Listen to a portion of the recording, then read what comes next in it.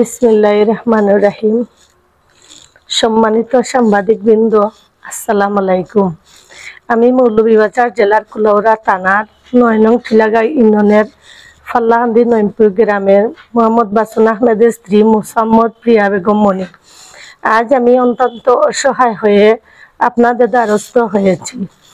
একটি প্রতারক চক্রের খপ্পরে পড়ে আমার পরিবার চরম হয়রানির মুখে পড়েছে। এই চক্রের হাত থেকে মুক্তি পেতে আপনাদের লেখনীয় মাধ্যমে প্রশাসনের সহযোগিতার জন্যই আজকের এই সংবাদ সম্মেলন। প্রিয় সাংবাদিকবৃন্দ, আয় রোজগার তেমন না থাকলেও সুখে শান্তিতে চলছিল আমাদের পরিবার।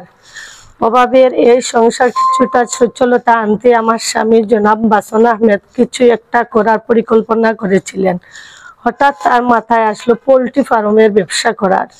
সে চিন্তা থেকে 2020 সালের শুরুর দিকে আমাদের কুলাউড়া থানার 8 নং রাতগাঁও ইউনিয়নের নর্তন গ্রামের মনু মিয়ার পুত্র রুহুল আমিনের মালিকানাধীন Al Assam poultry feed and chicks নামক ব্যবসা প্রতিষ্ঠান থেকে ব্রয়লার মুরগির বাচ্চা, খাদ্য, ওষুধ সহ বিভিন্ন মালামাল ক্রয় করে আনেন। এর থেকে আয় থেকে কোনো মতে টেনে টুনে আমাদের সংসার চলছিল। মাঝে মধ্যে উক্ত প্রতিষ্ঠান থেকে আমরা বাকিতে মালামাল আনতাম। মাস শেষে তাদের বকেয়া পরিশোধ করা হতো। ব্যবসা শুরুর দিকে রুহুল আমিন জামানত স্বরূপ একটি চেক প্রদানের কথা বললে আমরা 50,000 টাকার একটি চেক প্রদান করি, কিন্তু রুহুল আমিন দাবি করে তাকে ব্ল্যাঙ্ক চেক দিতে হবে।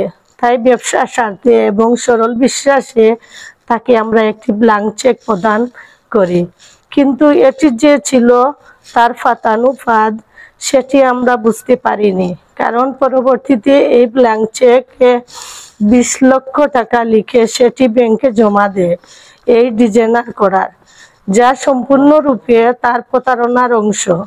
পরবর্তীতে আমরা জানতে পেরেছি সে শুধু আমাদের সাথে নয়, আরো অনেক ক্ষুদ্র পোলট্রি ব্যবসায়ীদের সাথে একই রকম প্রতারণা করেছে। তার ফাঁদে পড়ে অনেকে নিঃস্ব হয়েছেন অথবা হয়রানির শিকার হয়েছেন। সম্মানিত সাংবাদিকবৃন্দ, 2021 সালে করোনার প্রাদুর্ভাব বেড়ে গেলে আমার স্বামী ব্যবসা ছেড়ে দেন। সেই সময় থেকে তার সাথে আমাদের সকল লেনদেনে শেষ হয়ে যায়। নিয়মানুযায়ী তখন আমাদের চেকগুলো ফেরত দেওয়ার কথা থাকলেও রুহুল আমিন চতুর্থ আশ্রয় নিয়ে প্রতারণার উদ্দেশ্যে চেক ফেরত দেয়নি। প্রতারক রুহুল আমিন উক্ত ব্ল্যাঙ্ক চেক ডিজাইনার করিয়ে আমার বিরুদ্ধে Moulvibazar senior judicial magistrate 1st আদালতে এনআই অ্যাক্টের 138 ধারায় 2022 সালের 17 ফেব্রুয়ারি মামলা দায়ের করে, যার নং 7822। মামলাটি আদালতে বর্তমানে বিচারাধীন রয়েছে।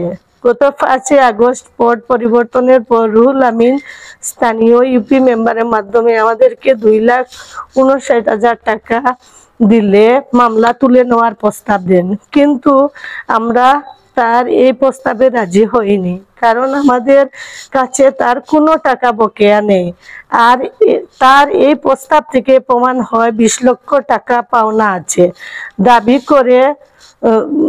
দাবি করে চেক ডিজাইনার মামলাটি মিথ্যা।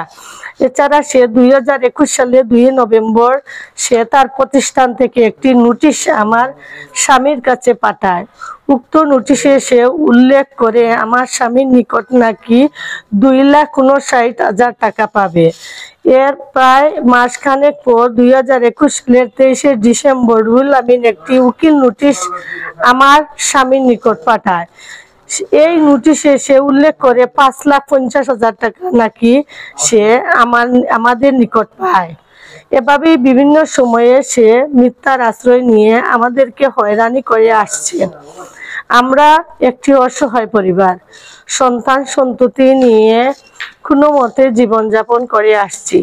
মানবিক দিক বিবেচনা করে মিথ্যা এই মামলা থেকে মুক্তি পেতে আমি প্রশাসন সহ সংশ্লিষ্ট সকল মহলের হস্তক্ষেপ কামনা করছি।